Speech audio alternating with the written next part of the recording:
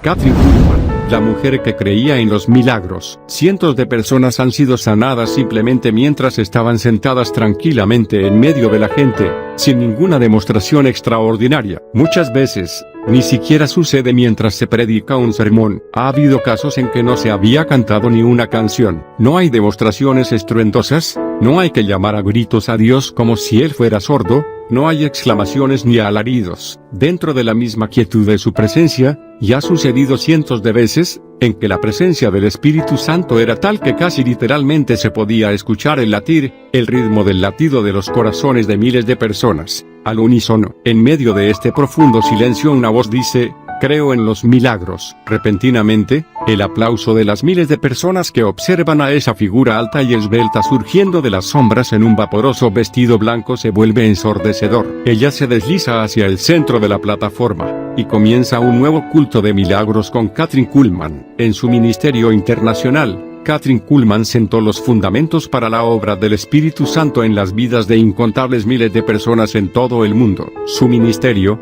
único, cambió el énfasis en el cuerpo de Cristo, que pasó de la demostración externa de los dones sobrenaturales del Espíritu Santo, nuevamente al dador de los dones, el Espíritu Santo. El tono profético de su ministerio marcó el paso de lo que la Iglesia sería en los tiempos por venir. Su ministerio fue, literalmente, un precursor de la Iglesia del futuro. Aunque ella se consideraba una persona común, Kathryn era única. Muchas han tratado de imitar su voz y sus movimientos teatrales, pero sin resultados. Otros han tratado de traducir su unción especial a técnicas y métodos, sin éxito. Yo doy gracias a Dios por Kathryn Kuhlman. Ella fue un ejemplo de una persona que no temió pagar el precio de andar en el servicio de Dios. Agradezco las lecciones que he aprendido por medio de su vida, y en este capítulo quisiera compartir algunas de esas lecciones con ustedes, muchas de ellas, en sus propias palabras. Pelirroja y con pecas. Concordia, Missouri, fue el lugar donde se establecieron los inmigrantes alemanes que comenzaron a llegar a fines de la década de 1830. La madre de Kathryn,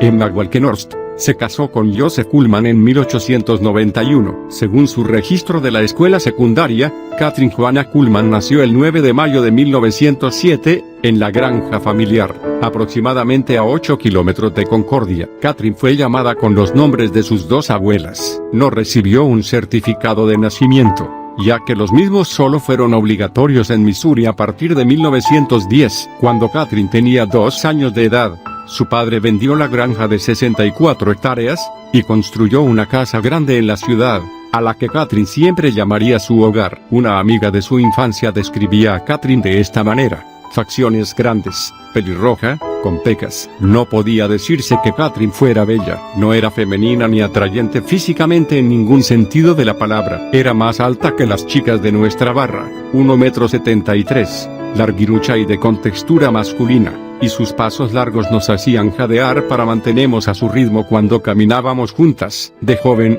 Kathryn también se destacaba por su independencia y autoconfianza y su deseo de hacer las cosas a su manera. Se las arreglaba para manejar a su padre, y conseguía casi cualquier cosa que deseara de él. Según Kathryn, la disciplina siempre estaba a cargo de su madre, una mujer dura, que nunca elogiaba a su hija ni le daba muestras de afecto. Pero Kathryn nunca se sintió que le faltaba amor o que no era deseada. Su padre le daba todo el afecto y el amor que necesitaba. En realidad, Kathryn adoraba de tal manera a su padre que aún 30 años después de su muerte, al hablar de él, los ojos se le llenaban de lágrimas. Cierta vez, cuando Kathryn tenía aproximadamente 9 años, quiso hacer algo especial para el cumpleaños de su madre, y decidió darle una fiesta sorpresa. Pues bien, la niña, sin darse cuenta de que el cumpleaños de su madre caía un lunes, fue por las casas de sus vecinos pidiéndoles que en ese día vinieran todos a su casa con una torta para Emma. Los lunes eran día de lavado para los Kuhlman. Todos los demás días de la semana,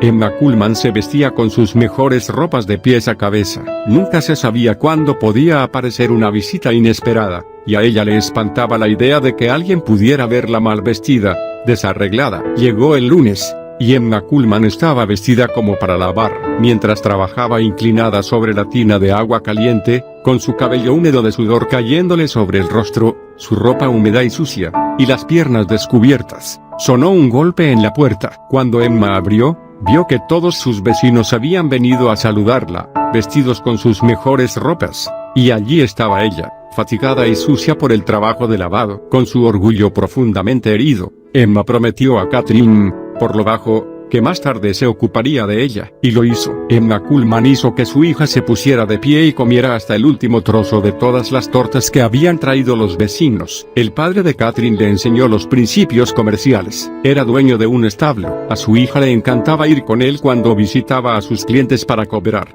y años más tarde reconocería que había aprendido de él todo lo que sabía sobre organización y negocios. Papá, Jesús entró a mi corazón. Catherine tenía 14 años cuando nació de nuevo. Durante su vida relató muchas veces la historia de cómo respondió a lo que parecía ser un llamado soberano proveniente en forma directa del Espíritu Santo, no de ninguna persona. Ella venía de un trasfondo religioso, más que espiritual, por lo que las iglesias a las que asistía nunca hacían llamados para recibir la salvación. Acerca de esto, Catherine escribió: yo estaba de pie junto a mamá, y las agujas del reloj estaban ubicadas en las 12 menos 5 minutos del mediodía. No recuerdo el nombre del pastor, ni siquiera una palabra de su sermón, pero algo me sucedió. Es tan real para mí hoy como en ese momento, lo más real que me ha sucedido en mi vida. Allí, de pie, comencé a temblar de tal forma que no podía sostener el himnario, así que lo dejé en el banco, y comencé a sollozar. Sentí el peso de la convicción y me di cuenta de que era pecadora. Me sentía la persona más baja,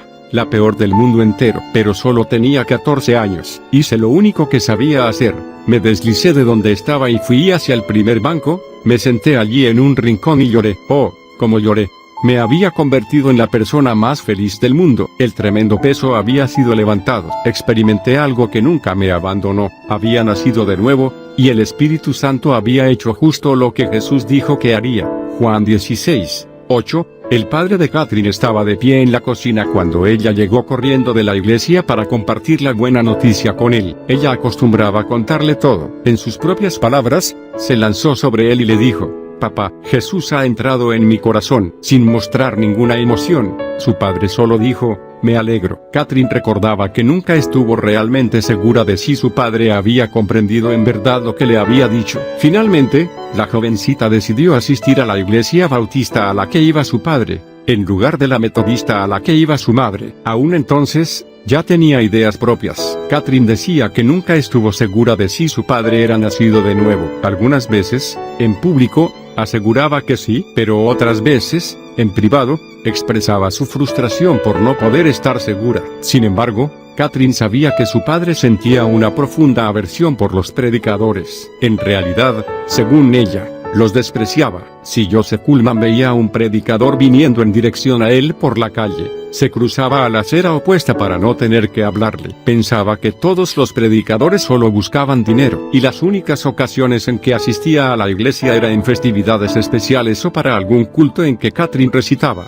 Hasta donde su hija sabía, Joseph Kuhlman nunca oraba ni leía la Biblia. Su primer abrazo, según Catherine, asistir a la iglesia era tan importante como ir a trabajar. Al principio asistió a la iglesia metodista con su madre. Fue allí, en 1921, que nació de nuevo. Pero a partir de 1922, toda la familia se hizo miembro de la iglesia bautista. Aunque venía de un trasfondo denominacional, el ministerio de Catherine, en los últimos años, se volvería ecuménico, ya que ella se movía libremente con todas las iglesias, desde pentecostales hasta católicas. Ninguna denominación cerraba las puertas al ministerio de Catherine Kuhlman. Ella se negaba a integrar denominación alguna y no daba crédito por su ministerio a ningún grupo, solo a Dios. Cuando Catherine era adolescente, su madre enseñaba en las reuniones de jóvenes de la iglesia metodista. Una vecina dijo que la señora Kuhlman era una excelente maestra de la Biblia, y Catherine, sus hermanas y su hermano deben de haber recibido muy buena enseñanza y formación en su hogar.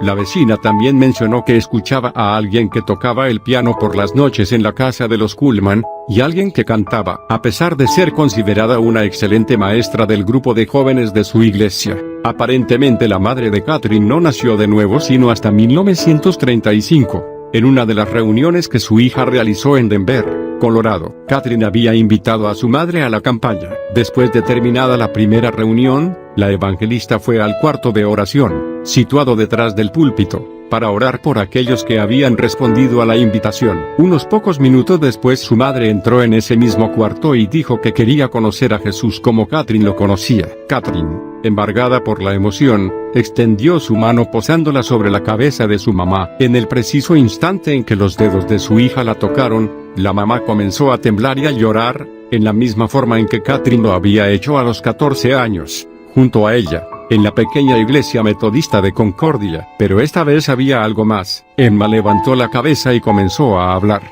lentamente al principio, y luego más rápido. Pero las palabras no eran en inglés. Los sonidos, audibles y melodiosos, pertenecían a una lengua desconocida. Catherine cayó de rodillas junto a ella llorando y riendo al mismo tiempo. Cuando Emma abrió los ojos, le echó los brazos a Catherine y la abrazó fuertemente. Era la primera vez que su madre la abrazaba. La señora Kuhlman no durmió durante 3 días y 2 noches después de lo sucedido. Era una nueva persona. Y durante el resto de su vida en Concordia, Emma Kuhlman tuvo una maravillosa y dulce comunión con el Espíritu Santo. La doncella evangelista. Una característica de aquellos que Dios usa en gran manera es que están dispuestos a dejarlo todo y seguir su dirección. En 1913, la hermana mayor de Catherine, Myrtle, se casó con un joven y apuesto evangelista que estaba terminando sus estudios en el Instituto Bíblico Moody. Myrtle y Everett Parrott comenzaron un ministerio como evangelistas itinerantes. Aproximadamente 10 años más tarde,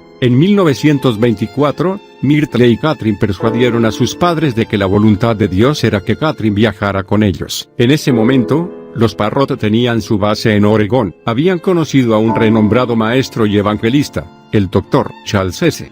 Price, quien tenía un ministerio de sanidad y les enseñó sobre el bautismo en el Espíritu Santo. Sin embargo, a pesar de esta maravillosa experiencia, el matrimonio de Myrtle y su esposo no era feliz, y ahora los problemas económicos agregaban tensión a la relación. En ese momento, hubiera sido fácil para Catherine tener compasión por sí misma, pero por el contrario, se ocupó de trabajar en la casa, haciéndose cargo del lavado, los lunes, y del planchado, los martes, una porción de su carácter. Durante este tiempo, además de aprender a tener paciencia en la adversidad, Catherine también aprendió a no ceder ante la autoconmiseración. Años después, muchos de sus mensajes surgirían de su propio crecimiento espiritual en estas áreas. La autoconmiseración y el egocentrismo, para Catherine, eran una misma cosa. Obviamente, desde su adolescencia, decidió no permitir que ninguna de estas dos características tendrían lugar en su vida, sin importar lo que le sucediera. Ten cuidado de la persona, ya sea miembro de tu familia, o compañero de trabajo, o empleado tuyo, que no puede decir, lo siento. Encontrarás que esa persona es muy egocéntrica. Esta es la razón por la que me has oído decir 10.000 veces que la única persona a la que Jesús no puede ayudar, la única persona para la que no hay perdón de pecados es aquella que no puede decir, me arrepiento de mis pecados. Una persona tan egocéntrica generalmente atrae hacia sí las enfermedades como si fueran un imán. Catherine aprendió temprano en su vida que el egocentrismo,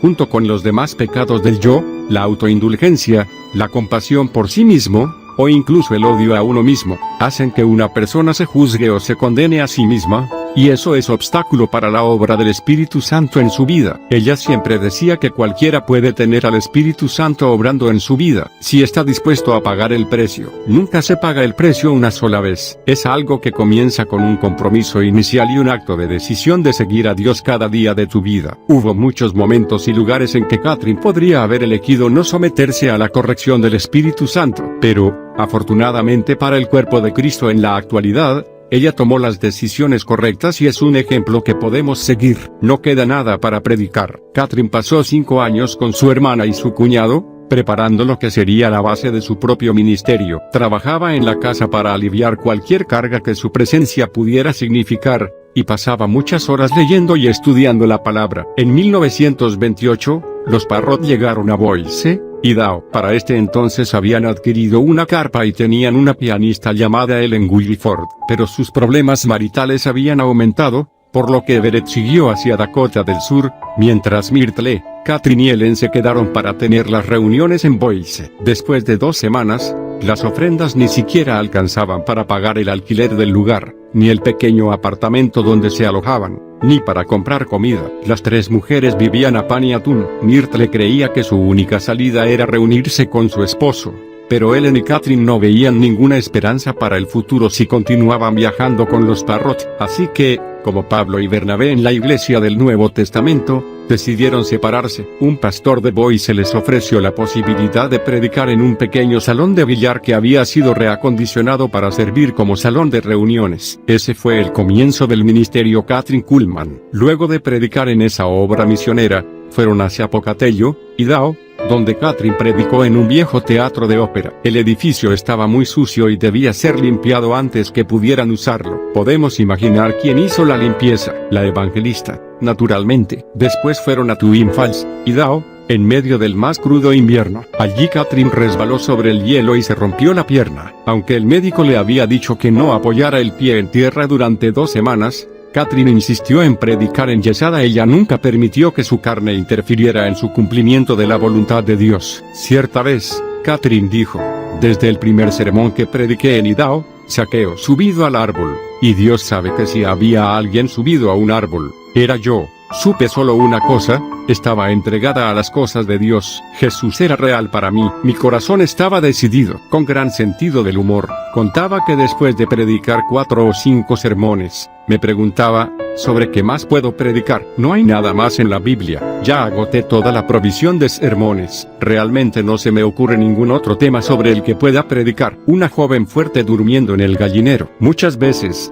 durante esos primeros años, las comodidades eran escasas, por decirlo de alguna manera. En cierta ocasión, la familia con quien debía alojarse no tenía ningún cuarto donde ella pudiera dormir, así que tuvieron que acondicionar el gallinero. Kathryn solía decir que ella hubiera dormido sobre una parva de paja, tan grande era su necesidad de predicar. Años después comentaría, riendo, que algunas veces cerraba con llave la puerta para no dejar salir a la gente hasta asegurarse de que todos habían sido salvados. Era una broma, por supuesto, pero lo que era cierto era que se quedaba junto al púlpito hasta la madrugada y oraba con cualquier persona que se hubiera quedado dando vueltas por allí. Otros lugares donde Kathryn se alojó quizá hayan sido más limpios que aquel gallinero, pero no estaban mejor calefaccionados. En aquella época, los cuartos de huéspedes no tenían calefacción. Años más tarde, Kathryn recordaría que solía acurrucarse bajo una pila de mantas hasta calentar la cama. Cuando lo lograba, se ponía boca abajo y estudiaba la palabra durante horas. Su corazón estaba totalmente entregado al Señor.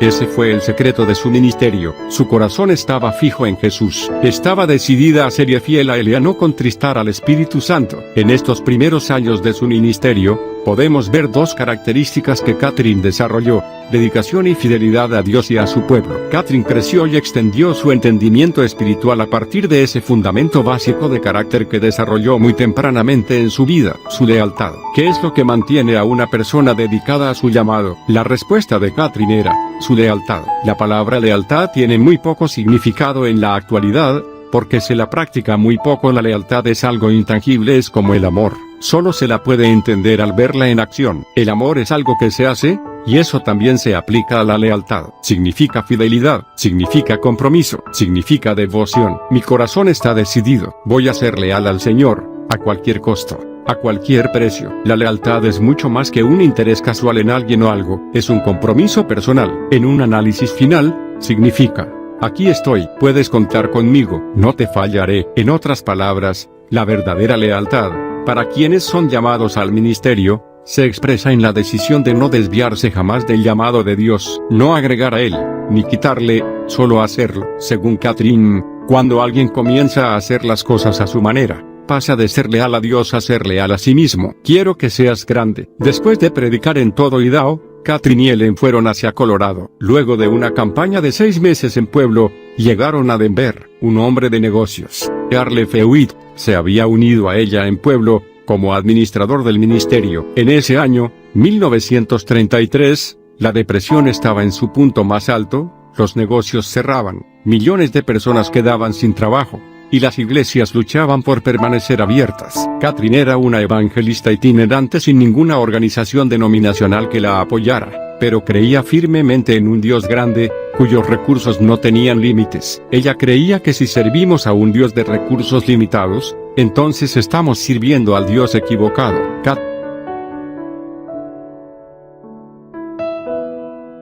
y actuara como si tuvieran $1.000.000. Cuando él le indicó que en realidad solo tenían $5, Catherine contestó, Dios, no depende de lo que poseemos o de lo que somos. Ciertamente puede obrar un milagro semejante al de los panes y los pescados, y multiplicar nuestros $5. Ahora, ve a Denver, alquila el edificio más grande que encuentres, consigue el mejor piano disponible para Ellen, llena el local de sillas, manda a publicar un anuncio grande en el Denver Post y haz propaganda por radio, en todas las emisoras. Este es el negocio de Dios, y vamos a hacerlo a su manera, a lo grande. Hewitt le tomó la palabra y siguió sus instrucciones. El lugar había sido un depósito de la compañía Montgomery Ward. Las reuniones se prolongaron por 5 meses, durante los cuales se mudaron a otro depósito. La primera noche asistieron 125 personas. La segunda noche, más de 400. A partir de entonces, el depósito comenzó a llenarse por completo todas las noches. Después de 5 meses, Catherine anunció que la campaña había terminado, pero las personas no querían saber nada de eso. Un hombre se ofreció a dar un adelanto para un edificio que pudieran usar en forma permanente y que tuviera un gran cartel de neón que diría,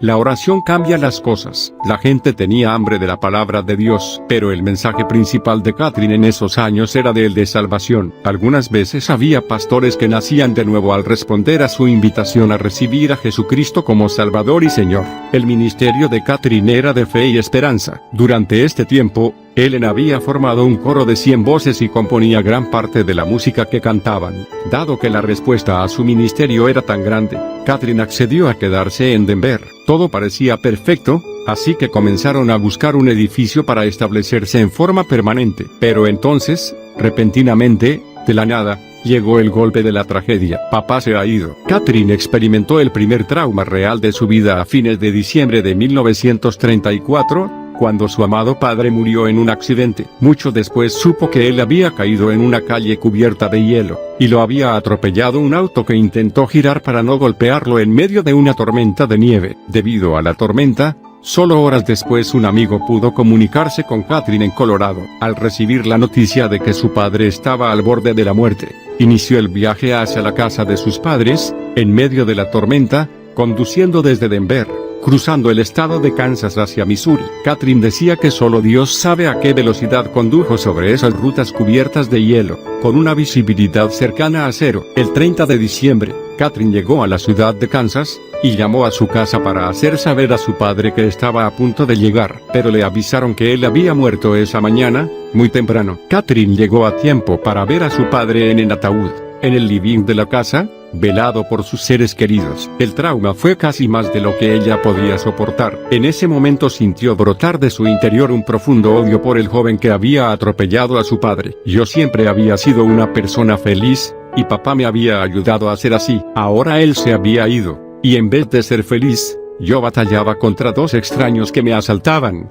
el odio y el miedo. Yo tuve el padre más perfecto que pueda tener una niña. Papá no hacía nada mal. Él era mi ideal. Ella había estado fuera de su casa durante más de 10 años, con solo unas breves visitas en el intermedio. Ahora su papá jamás podría escucharla predicar. Más tarde, Catherine relató que el odio contra el joven que había matado a su padre comenzó a acumularse en su interior, y que escupió veneno con todas las personas con las que hablaba, hasta el día del funeral. Allí, sentada en el primer banco de la pequeña iglesia bautista, yo seguía negándome a aceptar la muerte de mi padre. No podía ser uno por uno. Los miembros de mi familia se levantaron de sus asientos y se acercaron al ataúd. Mamá, mis 2 hermanas, mi hermano. Solo yo quedé sentada en el banco. El que había dirigido la ceremonia se acercó y me dijo, Catherine, ¿quieres ver a tu padre antes que cierre el ataúd? De repente me encontré adelante, mirando hacia abajo, con los ojos fijos, no en el rostro de papá, sino en su hombro, ese hombro en el que tantas veces me había apoyado. Me incliné suavemente y puse mi mano sobre ese hombro que estaba dentro del ataúd, y cuando lo hice, algo sucedió. Lo único que mis dedos acariciaron fue un pedazo de tela. Todo lo que esa caja contenía era algo descartado, que alguna vez había amado, y que ahora quedaba de lado. Papá no estaba ahí. Esa fue, verdaderamente, la primera vez que el poder del Cristo vivo y resucitado se manifestó a través de mí. Repentinamente, ya no sentía más temor de la muerte, y al tiempo que desaparecía mi temor, también desaparecía mi odio. Papá no estaba muerto, estaba vivo. Renovada y sonriente, Catherine regresó a Denver con un nuevo entendimiento y una nueva compasión. Encontraron un edificio, y comenzaron los trabajos de acondicionamiento en febrero de 1935. El 30 de mayo de ese año, se abrió el tabernáculo del avivamiento de Denver, con el enorme cartel de neón que le habían prometido. La oración cambia las cosas. El auditorio tenía capacidad para 2,000 personas sentadas, y el cartel con el nombre del tabernáculo se veía a gran distancia. Durante los siguientes 4 años, miles de personas asistieron a las reuniones. Se realizaban cultos todas las noches, excepto los lunes. El tabernáculo pronto se convirtió en una iglesia organizada, pero no estaba afiliado a ninguna denominación. Finalmente se inició una escuela dominical y comenzaron a utilizarse autobuses para traer la gente a los cultos. Se hacía tarea evangelística en los hogares de ancianos y en las cárceles. Luego, Catherine inició un programa de radio llamado Sonriendo. En 1936, muchos músicos y predicadores ministraron en el tabernáculo del avivamiento de Denver. Uno de ellos era Raymond Ritchie, un prominente evangelista, que pasó 3 semanas en la iglesia. Ritchie había sido un pionero de las primeras campañas de sanidad en los Estados Unidos. Catherine dijo que la muerte de su padre había sido el valle más profundo que debió cruzar, pero pronto viviría otra experiencia que llegaría a ser un valle casi tan profundo como aquel. El paso en falso. En 1935, un predicador llamado Burroughs Waltrip, de Austin, Texas, fue invitado a predicar en el tabernáculo. Era un hombre extremadamente apuesto, 8 años mayor que Catherine. Pronto ambos descubrieron que había una atracción entre ellos. El único problema era que este hombre estaba casado y tenía 2 hijos pequeños. Catherine aparentemente ignoró las señales del Espíritu Santo en su interior, que le indicaban que esta relación era un error. Poco después de su primera visita a Denver, Waltrip se divorció de su primera esposa y dijo a todos que ella lo había abandonado. Pero su ex esposa, Jessie, dijo que Waltrip creía que si una persona no amaba a su cónyuge en el momento de casarse, no había pacto alguno entre ambos, lo cual hacía que pudieran divorciarse y casarse con otro. Después de dejar a su esposa, Waltrip nunca regresó a ella, y sus 2 hijitos jamás volvieron a ver a su padre. El error. Después de dejar a su familia, Waltrip se mudó a Mason City, Iowa, presentándose como un hombre soltero, e inició un centro evangelístico llamado Radio Chapel. Se lo conocía como un evangelista dramático y sensacionalista, y comenzó a emitir diariamente desde la capilla. Catherine y Relen fueron allí para ayudarlo a reunir fondos para su ministerio. Pronto, la relación romántica entre Catherine y Waltrip, a quien ella llamaba Mr. se hizo pública. Ellen y otros amigos de Denver trataron de persuadir a Catherine de que no se casara con el apuesto evangelista, pero ella insistía en que su esposa lo había dejado, lo cual lo hacía libre para casarse nuevamente. Debe destacarse que los detalles de la separación de Waltrip de su esposa y el momento en que se involucró con Catherine no fueron claros. Quienes amaban y apreciaban el ministerio de Catherine no hablaban sobre ello. Obviamente, sentían que Dios la había perdonado por los errores que cometiera en esta relación, por lo cual los detalles no eran de importancia. El 16 de octubre de 1938, Catherine anunció a su congregación de Denver que planeaba unirse al ministerio de Mr. en Mason City, Iowa. 2 días más tarde, el 18 de octubre, casi 16 meses después del divorcio de Waltrip, Catherine y Burroughs se casaron secretamente en Mason City. ¿Cuál es el problema? Si has tomado una decisión que no estaba de acuerdo con la palabra de Dios, en lo relativo al divorcio, hay perdón y restauración, y un principio nuevo y limpio para ti. Las personas farisaicas, y algunas denominaciones, quizá no te den un nuevo comienzo, pero Dios puede ayudarte, si le buscas a Él. Catherine se encontró en una situación en la que habían actuado espíritus mentirosos y engañosos. Waltrip dejó a su esposa en Texas y se divorció de ella, lo cual fue su primer error. Después trató de cubrir su comportamiento adoptando una doctrina engañosa, y mintió al respecto a quienes le rodeaban. El matrimonio Kuhlman-Waltrip fue totalmente equivocado desde el principio. Casi lo hizo. Catherine decidió creer la historia que Waltrip contaba, diciendo que su esposa lo había dejado. Pero mientras preparaban la boda, su corazón estaba constantemente turbado. No tenía paz en su espíritu. La mayoría de la gente dice que Mr. no amaba a Catherine en absoluto. Lo que amaba era su capacidad para atraer multitudes y reunir fondos. Este hombre era bien conocido por su codicia y su estilo de vida extravagante. Cuando se casó con Catherine, Personas de 8 estados lo perseguían para cobrarle deudas. Aún la madre de Mr. rogó a Katherine que no se casara con su hijo. Tenía esperanzas de que su hijo recobrara el sentido común y regresara con su esposa y sus hijos. Podemos preguntarnos, entonces, ¿por qué Katherine siguió adelante con el matrimonio? Antes de la fecha decidida para el matrimonio en Mason City, Katherine comentó el tema con sus amigas, Lottie, Anthony y Ellen. Lottie recuerda que Katherine dijo, es que no logró encontrar la voluntad de Dios sobre este tema. Las mujeres trataron de convencer a Katherine de que esperara y buscara tener paz en Dios, pero ella no las escuchó. Cuando las 3 mujeres llegaron a Des Moines, camino a Mason City, Ellen anunció a su amiga que no apoyaría ese acto, y se quedó en el hotel. Lottie estuvo de acuerdo con Ellen, y también se negó a asistir al casamiento, pero Katherine encontró a otra amiga que fuera testigo del casamiento entre ella y Waltrip. Durante la ceremonia, Katherine se desmayó. Waltrip ayudó a revivirla para que pudiera terminar de decir sus votos. La decisión deliberada de salirse de la voluntad de Dios obviamente era una pesada carga para ella. Cuando los recién casados regresaron a Des Moines después de la ceremonia, Katherine hizo algo extraño. Después de registrarse en el hotel, se negó a quedarse con su nuevo esposo. Su amiga Lottie Anthony dice que ella se metió en el auto y se dirigió hacia el hotel donde ella y Ellen se hospedaban. Katherine se quedó en el cuarto de sus amigas, llorando y admitiendo que había cometido un error al casarse, y que pediría la anulación del matrimonio. Lottie entonces llamó a Waltrip para informarle lo que Katherine deseaba hacer. Mientras Waltrip se quejaba de perder a su esposa, Lottie exclamó,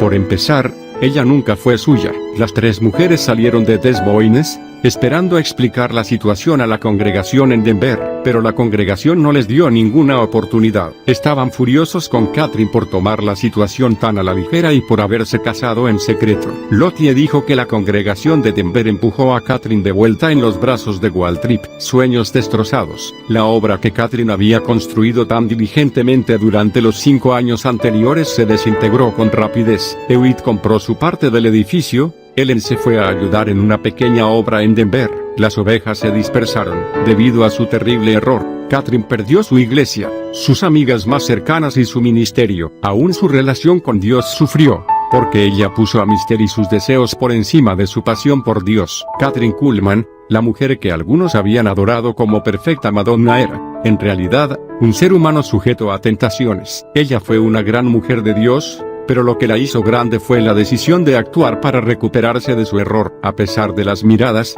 los comentarios y el rechazo generalizado, necesitó una gran fe y una determinación tenaz para restaurar su ministerio. Se dice que sus propios errores fueron el origen de la gran revelación que se percibe en sus sermones sobre la tentación, el perdón y la victoria. Pero esta revelación no se produjo de un día para otro. Katherine pasó los siguientes 8 años en completo anonimato en lo que al gran ministerio se refiere. 6 años duró el matrimonio, y durante los 2 siguientes, ella estuvo tratando de encontrar el camino de vuelta al ministerio de tiempo completo. Algunos amigos que viajaron a Mason City durante el año que Katherine vivió allí, comentaron que ella solía sentarse en la plataforma detrás de su esposo y llorar mientras él predicaba. Cuando la gente de Mason City se enteró de que Waltrip había mentido sobre su primer matrimonio, dejaron de asistir a las reuniones, y Radio Chapel debió cerrar poco después. Las pocas veces que Waltrip dejó ministrar sola a Katherine fue en lugares donde nadie sabía que ella era casada. Al menos una vez, una serie de reuniones fue cancelada a último momento cuando alguien de la congregación le comentó al pastor que ella estaba casada con un hombre divorciado. El dolor de morir. Katherine dejó a Waltrip en 1944, mientras vivían en Los Ángeles, pero él no pidió el divorcio hasta 1947. En una de las raras ocasiones en que habló sobre estos años y sobre lo que había sucedido, Katherine comentó: tuve que escoger entre el hombre a quien quería y el Dios a quien amaba. Sabía que no podía servir a Dios y vivir con Mr. al mismo tiempo. No creo que nadie pueda experimentar un dolor tan profundo como el mío. Era la agonía de morir, porque lo amaba más que a la vida misma. Inclusive, durante algún tiempo, lo quise más que a Dios. Finalmente le dije que tenía que marcharme. Dios nunca me había relevado de aquel llamado original. Durante el tiempo que vivimos juntos, mi conciencia me atormentaba y la reprensión del Espíritu Santo era tal, que resultaba casi intolerable. Ya estaba cansada de tratar de justificarme. En una de sus últimas apariciones, durante una conferencia, en el momento dedicado a preguntas y respuestas, Un joven del público le preguntó cómo había enfrentado su muerte. Él la había oído hablar de esta muerte varias veces. Ella respondió: fue a través de una gran desilusión, y me sentí como si todo mi mundo se hubiera acabado. ¿Sabes? No es lo que te pasa, sino lo que haces con eso después que pasa. Y esto nos lleva nuevamente a la voluntad de Dios. En ese momento, sentí que lo que me había sucedido era la tragedia más grande de mi vida. Pensé que jamás podría levantarme otra vez. Jamás, jamás, nunca nadie sabrá, si no ha muerto, de qué estoy hablando. Hoy creo que fue parte de la perfecta voluntad de Dios para mi vida. Catherine comentó varias veces cuánto había sufrido por amor al ministerio, pero en realidad, también hubo otras personas que sufrieron. Hubo una esposa que fue abandonada en Texas con 2 niños pequeños, sin poder explicarles por qué jamás volverían a ver a su padre. Esta dura prueba trajo gran dolor a todas las personas que conocían y amaban a la pareja. Las dos caras de la moneda. Pero a partir del momento en que tomó su decisión, Catherine nunca se apartó del llamado de su vida, nunca se desvió de la senda que Dios había trazado para ella, y nunca más volvió a ver a Mr. Compró un boleto de ida a Franklin, Pensilvania, y jamás regresó. Fue totalmente restaurada en su vida con Dios. Aunque este fue un tiempo difícil para ella, las bendiciones de Dios pronto la siguieron. Pero el destino que siguió Waltrip no se conoce con exactitud. Simplemente desapareció de la vista, y ni siquiera se puso en contacto con su familia. Según su ex esposa Jessie,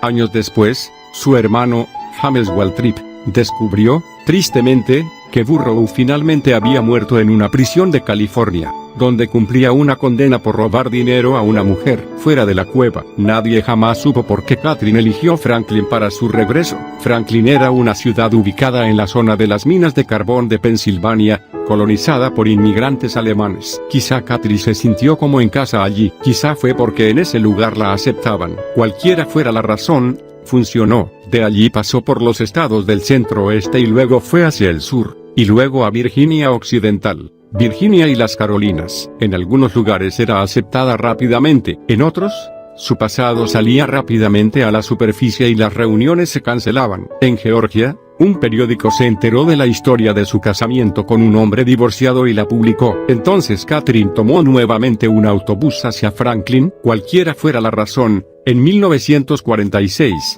Catherine salió del desierto y entró en la tierra prometida de su verdadero ministerio. Después de una gira poco exitosa por el sur, fue invitada a realizar una serie de reuniones en el Gospel Tabernacle ubicado en Franklin, Pensilvania. El tabernáculo había sido famoso desde que Billy Sunday predicara allí, y las reuniones de allí fueron tan gloriosas como si los últimos 8 años jamás hubieran existido. Las muchas voces. Poco después de iniciar sus reuniones en el tabernáculo, comenzó un programa diario en la radio WKRZ, en Oil City, Pensilvania. A los pocos meses, la respuesta de la gente era tal, que sumó otra estación en Pittsburgh. Repentinamente, en lugar de que las personas la acosaran, Catherine se vio inundada de correspondencia. La estación de Oil City finalmente debió prohibir a las personas que entraran al estudio, porque no se podía trabajar. La Segunda Guerra Mundial acababa de terminar y muchas cosas escaseaban aún, pero la estación se llenó de medias de nylon después de que Catherine mencionara en el aire que se le había corrido el último par que tenía. En esta época del fin de la guerra, el Espíritu Santo se movía para restaurar al cuerpo de Cristo por medio del don de la sanidad. Las grandes campañas de sanidad estaban al orden del día, y grandes sanidades se producían a través de los ministerios de hombres como Oral Roberts,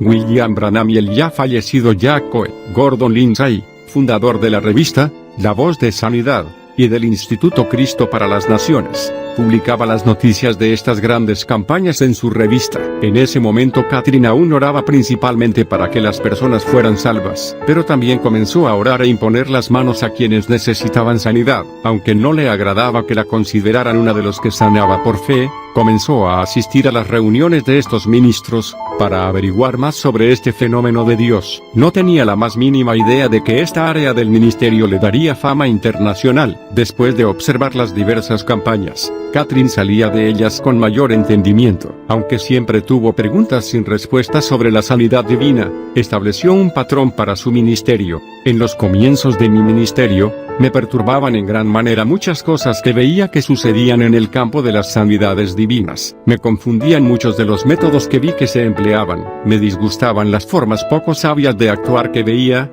ninguna de las cuales podía yo asociar con la acción del Espíritu Santo o la naturaleza de Dios, y hasta el día de hoy, no hay nada que me sea más repulsivo que la falta de sabiduría. Hay algo que no puedo soportar, y es el fanatismo.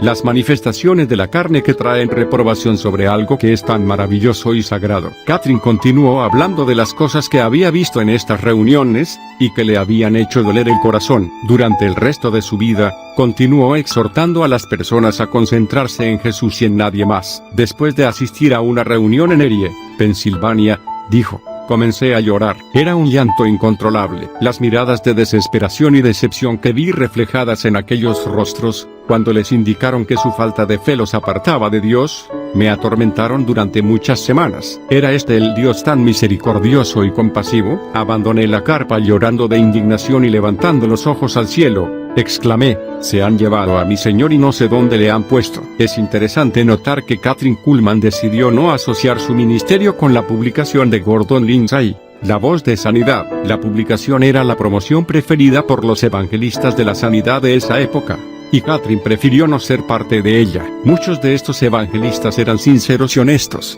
pero otros se dieron al sensacionalismo y utilizaban métodos cuestionables en su ministerio. Aquí vienen los milagros. El momento en que Kathryn vio en la palabra de Dios que había sanidad para el creyente al mismo tiempo que salvación, fue también el momento en que comenzó a comprender la relación del cristiano con el Espíritu Santo. En 1947, Kathryn comenzó a enseñar varias lecciones sobre el Espíritu Santo en las reuniones del tabernáculo. Algunas de las cosas que dijo la primera noche fueron revelaciones hasta para ella misma. Más tarde relató que estuvo levantada toda la noche, orando y leyendo más de la palabra. La segunda noche fue una ocasión muy especial. Una persona dio testimonio diciendo que había sido sanada en una reunión de Kathryn Kuhlman. Una mujer se puso en pie y testificó que había sido sanada mientras Kathryn predicaba la noche anterior, sin imposición de manos. Sin que Kathryn siquiera supiera lo que estaba sucediendo, esta mujer había sido sanada de un tumor. Había ido al médico ese mismo día,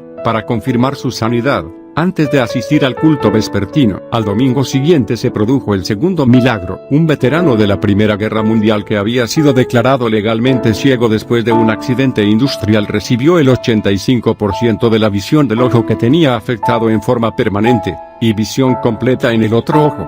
Tiburones, comisarios y gloria. Una vez que comenzaron las sanidades y los milagros, las multitudes que Kathryn atraía al tabernáculo eran aún mayores que las de Billy Sunday. Dios comenzó a prosperar el ministerio en gran manera, pero los adversarios movidos por el diablo también se infiltraron, tratando de socavar la obra y el fluir del Espíritu Santo en el ministerio de Kathryn. El ataque vino de parte de M.J. Maloney y otros que estaban en la junta directiva del tabernáculo. Maloney insistía en que, según el contrato, tenía que recibir un porcentaje determinado de todos los ingresos del ministerio, incluyendo aquellos obtenidos por medio del ministerio radial y de la propaganda postal. Kathryn no accedió a sus exigencias. Maloney la amenazó con entablar una demanda legal. El espectáculo se produjo cuando Maloney cerró con candado el edificio, impidiendo entrar a Kathryn. Luego se inició una pelea entre los seguidores de Kathryn, que eran mineros, y los hombres de Maloney, que culminó con los mineros rompiendo los candados para que los cultos pudieran continuar. La confrontación terminó cuando la gente de Kathryn reunió $10,000 y compró una vieja pista de patinaje sobre hielo y abrió un nuevo tabernáculo. El Templo de la Fe, en las cercanías de Sugar Creek, era el doble de grande que el edificio de Maloney y estuvo repleto de gente desde el primer culto. Irónicamente, durante estos días cruciales y agitados de 1947,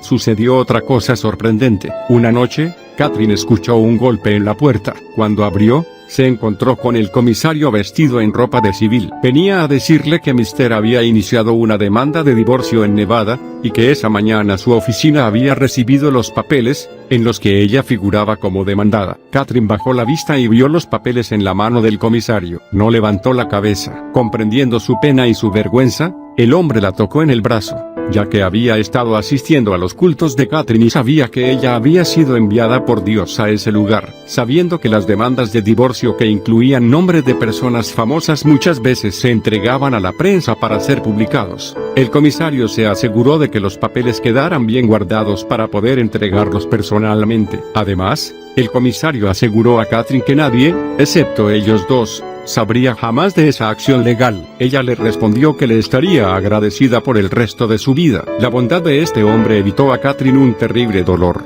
7 años más tarde, los reporteros finalmente se enteraron del divorcio, pero para ese entonces, ya el ministerio de Catherine estaba tan extendido que no podía ser afectado por viejas noticias. Los cultos continuaron realizándose en la renovada pista de hielo y se extendieron a las ciudades vecinas, y al auditorio Stambaugh en Johnstown, Ohio. El Espíritu Santo había encontrado un ministerio que no se trataría de quitarle la gloria por lo que él hacía ni por los resultados de su obrar. Una exsecretaria recordó: la señorita Kuhlman era tan sensible a Dios. Yo estaba en el tabernáculo después de un culto, y podía ver dentro del salón de radio. Allí, la señorita Kuhlman, sin darse cuenta de que alguien podía verla, estaba de rodillas, alabando a Dios por el culto. A medida que su ministerio se desarrollaba, Catherine comenzó a poner menos énfasis en la fe, y más en la soberanía del Espíritu Santo. En sus reuniones no había tarjetas de oración, ni carpas para los inválidos, ni largas filas de personas enfermas esperando que ella les impusiera las manos. Catherine nunca acusó a los que no recibían sanidad de ser débiles en la fe. Parecía que las sanidades se producían en todo el auditorio mientras la gente estaba simplemente en sus asientos,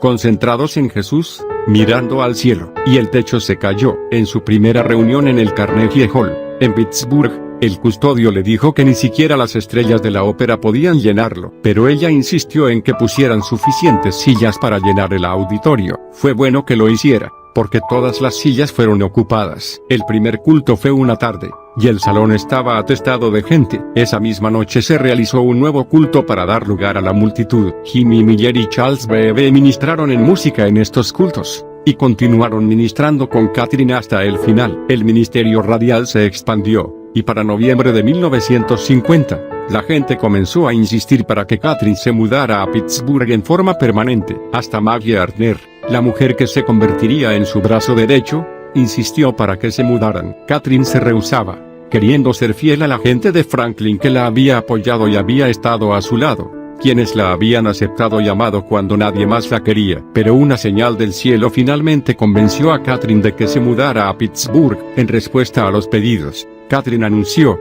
no, tendría que caerse el techo del templo de la fe, literalmente, para que yo creyera que Dios desea que me mude a Pittsburgh. El Día de Acción de Gracias de 1950, el techo del templo se desplomó bajo el peso de la mayor acumulación de nieve de toda la historia de la región. 3 semanas más tarde, Catherine se mudó a Fox Chapel, en los suburbios de Pittsburgh, donde viviría durante el resto de su vida. Quiero ser como Aimee. En 1950 comenzó a desarrollarse gradualmente un ministerio de alcance mundial. Años después, Catherine diría que Dios no la había llamado a construir una iglesia. Su ministerio, sostenía, no debía confundirse con un edificio. Algunos son llamados a construir edificios, pero ese no era el caso de Catherine Kuhlman. El hecho de que ella sí construyó iglesias quedó en la sombra, tras la publicidad que atraían los cultos de milagros. La Fundación Catherine Kuhlman, establecida en Pittsburgh, financió más de 20 iglesias en campos misioneros de otros países,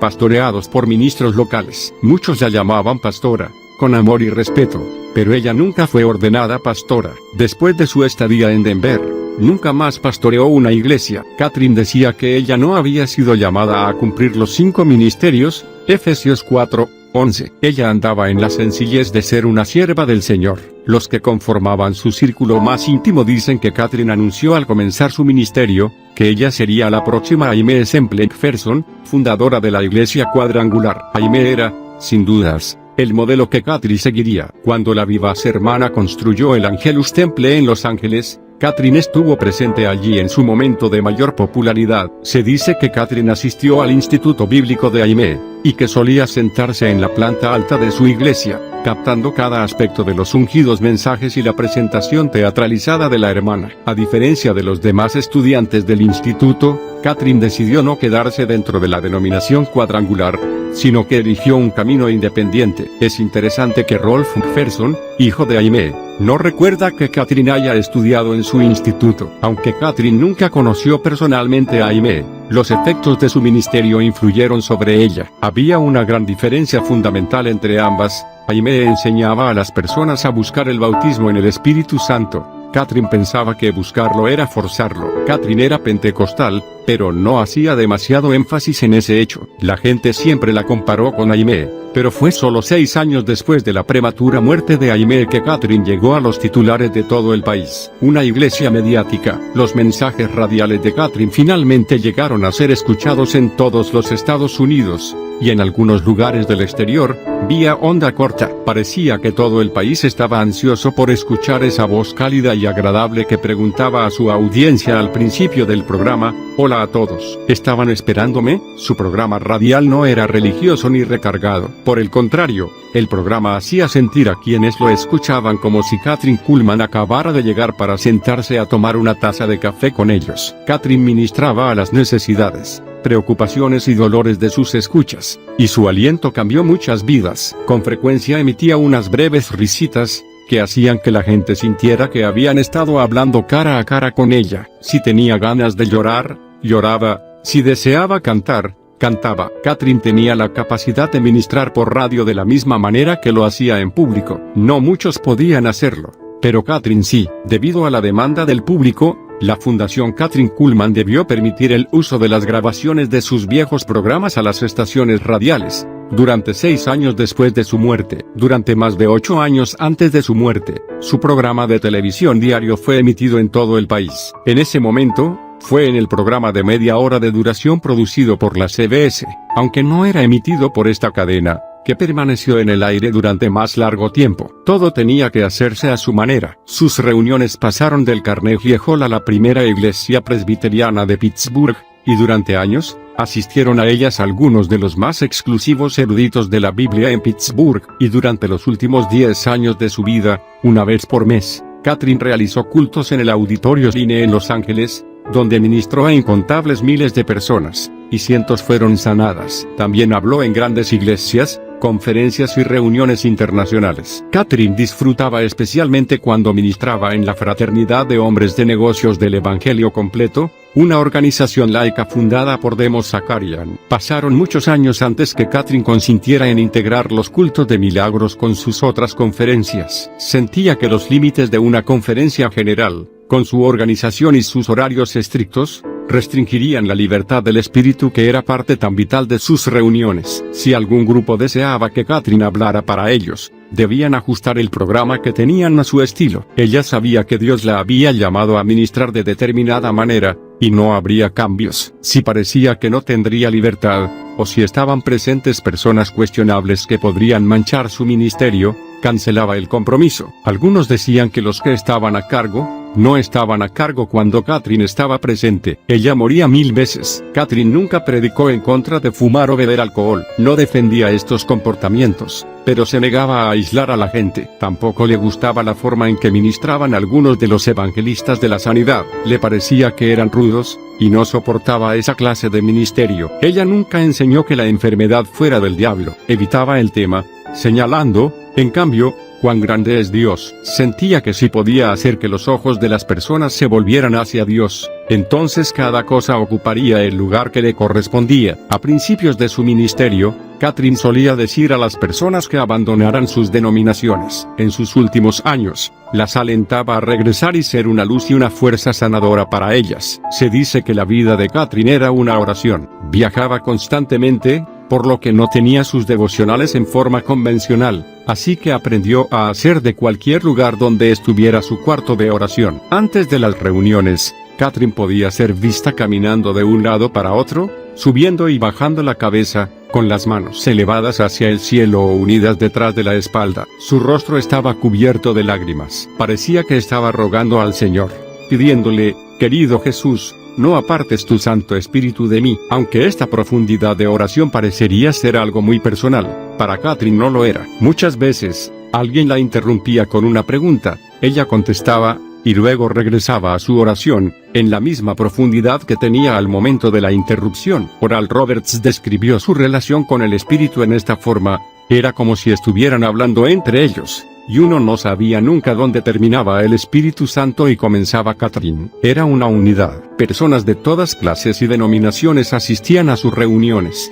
católicos, episcopales, bautistas, pentecostales, ebrios, enfermos, moribundos, personas muy espirituales, personas no creyentes, y Catherine sabía que ella era el instrumento que podía señalarles el camino a Dios. De alguna manera, ella cruzaba todas las barreras y llevaba a todos a un mismo nivel de entendimiento. ¿Cómo podía hacerlo? Creo que era porque vivía totalmente rendida al Espíritu Santo. Siempre decía: yo muero 1000 veces antes de cada culto. Dado que era una evangelista ecuménica, Catherine nunca permitió que los dones espirituales de las lenguas, de la interpretación de lenguas, o de la profecía operaran en sus cultos. Si alguien hablaba en lenguas repetidas veces, en voz suficientemente alta como para resultar molesto, Catherine discretamente hacía que lo sacaran del lugar. Ella creía en todos los dones del Espíritu, pero no quería hacer nada que obstaculizara o distrajera a los no iniciados de una simple creencia en Dios, pero sí permitía que las personas cayeran bajo el poder del Espíritu. Muchos llegaron a creer en el tremendo poder de Dios solamente con ser testigos de esta manifestación. Catherine ofrecía una sencilla explicación al fenómeno: lo único que puedo creer es que nuestro ser espiritual no está preparado para recibir la plenitud del poder de Dios, y cuando nos conectamos con ese poder, sencillamente no podemos contenerlo. Estamos preparados para un voltaje bajo, pero Dios es alto voltaje por medio del Espíritu Santo. Nunca dejaba la plataforma, ni siquiera cuando un músico o un cantante estaba ministrando. Generalmente se ubicaba a un costado, pero siempre a la vista del público, de pie, sonriendo, levantando sus manos a Dios. Catherine siempre fue consciente de que un día estaría delante del Señor y daría cuentas por su ministerio. Nunca creyó que había sido elegida especialmente por Él para llevarlo a cabo. Creía que Dios había llamado a un hombre para hacerlo, pero ese hombre no había estado dispuesto a pagar el precio. Catherine no estaba segura siquiera de ser la segunda o la tercera persona que Dios había llamado para esa tarea, pero sí sabía que había dicho que sí al Señor. Su ministerio se destaca como uno de los más importantes, si no el más importante, del movimiento carismático, demasiados como para nombrarlos a todos. ¿Cuáles fueron algunos de los milagros más destacados? Aunque hubo miles y miles de milagros, el mayor milagro, para Catherine, era que una persona naciera de nuevo. En cierta ocasión, un niño de 5 años, paralítico de nacimiento, caminó hacia la plataforma sin ayuda de nadie. Otra vez, una mujer que había estado paralítica y confinada a una silla de ruedas durante 12 años, caminó hacia la plataforma sin ayuda de su esposo. En Filadelfia, un hombre al que le habían colocado un marcapasos 8 meses antes, sintió un dolor intenso en su pecho cuando Catherine le impuso las manos. Al llegar a su casa, descubrió que la cicatriz de la operación había desaparecido, y no estaba seguro de si el marcapasos estaba funcionando. Más tarde, cuando el médico ordenó tomarle algunas radiografías, descubrieron que el marcapasos había desaparecido y el corazón del hombre estaba totalmente sano. Era común que los tumores se disolvieran, los cánceres desaparecieran, los ciegos vieran y los sordos oyeran, las migrañas eran sanadas instantáneamente, aún los huecos en los dientes eran rellenados por intervención divina. Sería imposible dar una lista de los milagros que se produjeron a través del ministerio de Kathryn Kuhlman. Solo Dios lo sabe. Catherine solía llorar de gozo al ver los miles de personas sanadas por el poder de Dios. Algunos recuerdan que las lágrimas caían hasta sobre sus manos. También se dice que Catherine lloraba al ver las personas que se iban de sus cultos aún en sus sillas de ruedas, o enfermas. Nunca trató de explicar por qué algunos recibían su sanidad, y otros no. Ella creía que la responsabilidad era de Dios. Le agradaba referirse a sí misma como vendedora, no gerenta. Cualquier cosa que la gerencia decidiera hacer, ella estaba obligada a obedecer, pero solía decir que esa era una de las primeras preguntas que le haría a Dios cuando llegara al cielo. En el norte, en agosto de 1952, Catherine predicó a más de 15.000 personas en la carpa de Rex Humbard en Akron, Ohio. En la madrugada del domingo, antes del primer culto de Catherine, los Humbard fueron despertados por un fuerte golpe en la puerta de su casa rodante. Era un policía que les dijo: «Reverendo Humbard, tiene que hacer algo. Hay casi 18.000 personas en esa carpa». Eran las 4 de la mañana, y el culto comenzaría a las 11. La gente se apresura a conseguir asiento. Catherine estaba acostumbrada a las multitudes que superaban la capacidad de un salón o una carpa, así que dijo a Humbard que solo podrían hacer una cosa: comenzar el culto a las 8. Y eso fue lo que hicieron. Maude Aimee, esposa de Rex, recordó que Catherine ministró hasta las 14:30 esa tarde. Después de estas reuniones, los Humbard estacionaron su casa rodante en Akron y construyeron allí una de las iglesias y ministerios televisivos más grandes de esa época.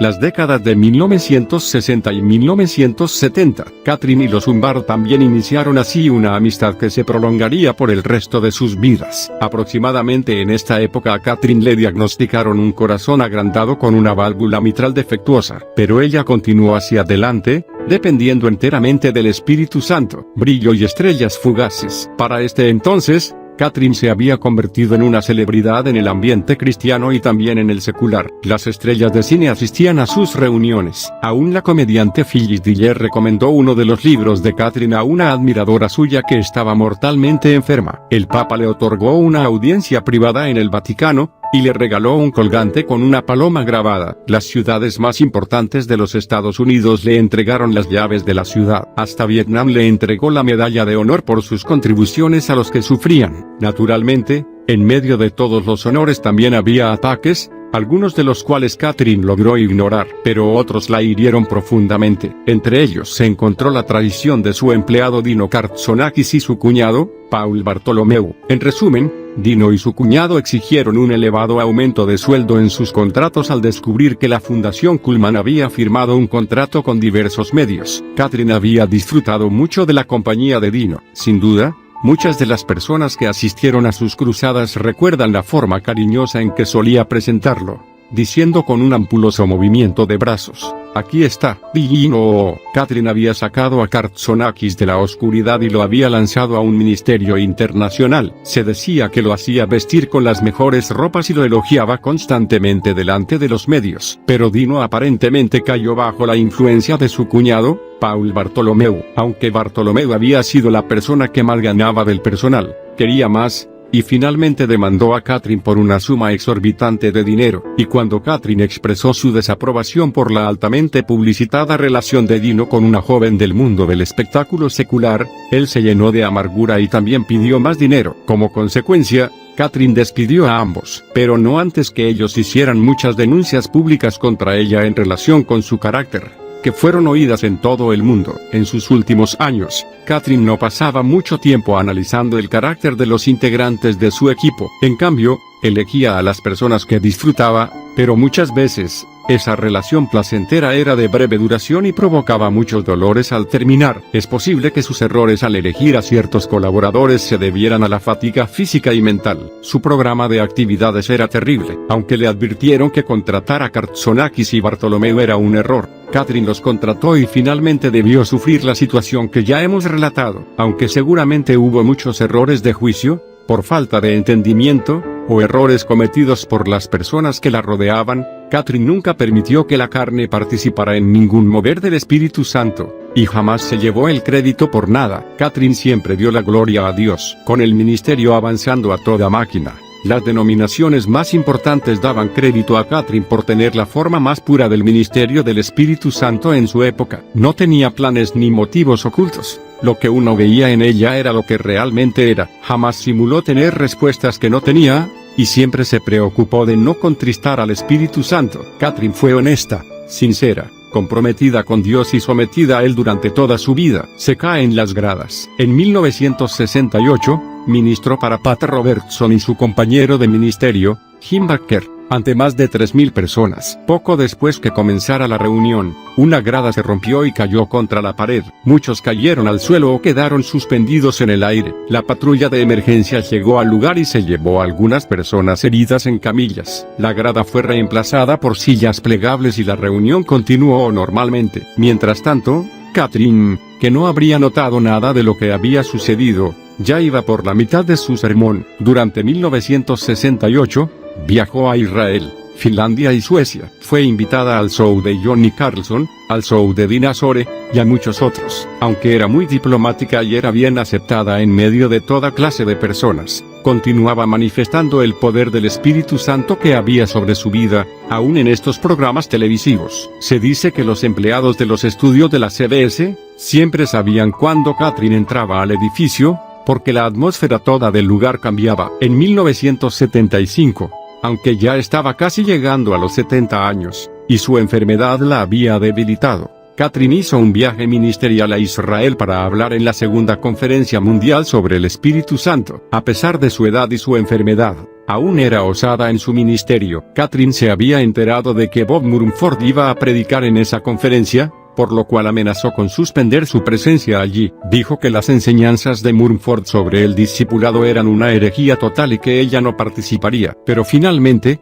Catherine fue a Israel y ayudó a muchos habitantes del Oriente Medio a experimentar el ministerio del Espíritu Santo. Estoy bien con mi Dios. El último culto de milagros del ministerio de Kathryn Kuhlman fue realizado en el Auditorio Line de Los Ángeles, California, el 16 de noviembre de 1975. Cuando Catherine abandonaba el auditorio, una empleada de su oficina de Hollywood vio algo que nunca olvidaría. Mientras todos salían del auditorio, Catherine caminó en silencio hasta el final de la plataforma. Una vez allí, levantó la cabeza y recorrió lentamente con su mirada la planta alta de asientos, como si estuviera estudiando cada uno, durante un tiempo que pareció una eternidad. Luego bajó la mirada a la segunda sección, siguiendo cada fila y cada asiento con la mirada. Finalmente estudió detalladamente cada uno de los asientos de la planta baja. Solo podemos imaginar lo que pasaba por la mente de Catherine: los recuerdos, las victorias, las sanidades, las risas, las lágrimas. ¿Sería posible que ella supiera que jamás volvería a pisar la plataforma? ¿Sería posible que en ese momento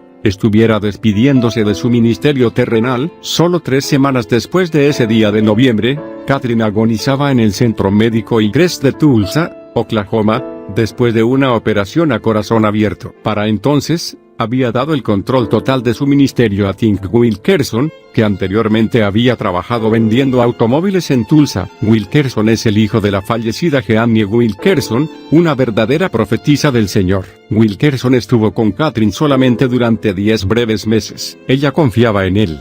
Fue él quien eligió el lugar donde le practicaron la operación a corazón abierto. Al morir, Catherine le dejó la mayor parte de sus bienes. Cuando se les preguntó sobre Wilkerson, los integrantes del equipo de Catherine se mostraron divididos en sus opiniones. Algunos creían que él había engañado a Catherine, otros, que había sido enviado por Dios para sostenerla en sus últimas horas. No obstante, los medios especularon mucho preguntándose por qué Wilkerson había recibido tantos de los bienes de Catherine, y Maggie Arner, su compañera de tantos años, había recibido tan poco. En 1992, Wilkerson fue condenado en 2 tribunales del distrito de Oklahoma por fraude en un negocio de automóviles que había tenido. Su salida de la cárcel estaba planeada para el verano de 1993, y pensaba en ese momento escribir un libro sobre la amistad que él y su esposa tuvieron con Catherine. Durante todos estos años, Wilkerson ha guardado silencio, posiblemente por respeto. Creo que él tiene una historia que debe ser contada. Quiero irme a casa. Oral y Evelyn Roberts estuvieron entre las pocas personas a las que se permitió visitar a Catherine en el Centro Médico Egress. Cuando entraron a su cuarto y se acercaron a su cama para orar por su sanidad, Oral recuerda que sucedió algo muy importante. Cuando Catherine se dio cuenta de que estábamos allí para orar por su recuperación, extendió sus manos como formando una barrera y las levantó hacia el cielo. Evelyn Roberts miró a su esposo y dijo: «No quiere que oremos, quiere irse a casa». Myrtle, hermana de Catherine, recibió el mismo mensaje de ella, y le dijo a Wilkerson: «Catherine desea ir a casa». La maravillosa dama pelirroja que presentó el ministerio del Espíritu Santo a nuestra generación y emocionó a millones de personas, finalmente recibió lo que deseaba con todo su corazón. Se dice que el Espíritu Santo descendió sobre ella una vez más y su rostro comenzó a brillar. La enfermera que la cuidaba notó un fulgor que rodeaba su cama, creando una paz indescriptible. A las 20:20 del viernes 20 de febrero de 1976, Kathryn Kuhlman fue a su hogar, a estar con Jesús. Tenía 68 años de edad. Oral Roberts presidió su funeral en el cementerio privado Forest Lawn, en Glendale, California. Catherine fue sepultada en el mismo cementerio, a 800 metros de donde se encuentra el cuerpo de Aimee Semple McPherson. A la muerte de Catherine, Oral tuvo una visión de que Dios levantaría y extendería ministerios similares por todo el mundo, haciendo que la magnitud del poder del Señor fuera aún más grande de lo que fue en la vida de Catherine. Kathryn Kuhlman fue un tesoro muy especial. Su ministerio fue pionero en llevar a nuestra generación al conocimiento del Espíritu Santo. Ella intentó mostrarnos cómo tener comunión con Él, y amarlo. Catherine verdaderamente tenía la capacidad de revelarnos el Espíritu Santo como nuestro amigo. Por esto, nadie puede cerrar este capítulo mejor que ella misma. El mundo me ha llamado tonta por haberle dado mi vida entera a alguien que nunca he visto. Sé exactamente lo que voy a decir cuando esté en su presencia. Cuando mire el maravilloso rostro de Jesús, tendré solo una cosa para decir: lo intenté, me entregué lo mejor que pude. Mi redención será completada cuando me encuentre frente a quien todo lo hizo posible.